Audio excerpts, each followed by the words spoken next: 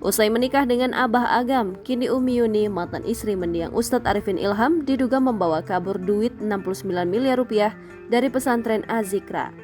Sahabat mendiang Ustadz Arifin Ilham, Hani Kristianto, mengatakan awalnya saldo pesantren Az-Zikra mencapai 69 miliar rupiah. Namun kini saldo yayasan hanya tersisa 6,6 juta rupiah. Hani Kristianto mengatakan dirinya akan memperjuangkan harta milik yayasan. Dia menduga Umi Yuni ingin menguasai tanah wakaf dengan status menjadi hibah dan hak milik. Hani Kristianto bakal mempidanakan orang-orang yang bersangkutan. Baginya, pihaknya sudah memberikan waktu agar Alvin Faiz dan Umi Yuni bisa menyelesaikan permasalahan itu.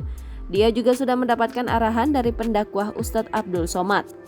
Sependapat dengan Hani Kristianto, Ibunda Ustadz Arifin Ilham Nur Hayati membenarkan Ibunda Alvin Faiz mengubah status tanah wakaf menjadi hibah demi kepentingan pribadi. Jangan lupa subscribe, share, komen, dan like ya!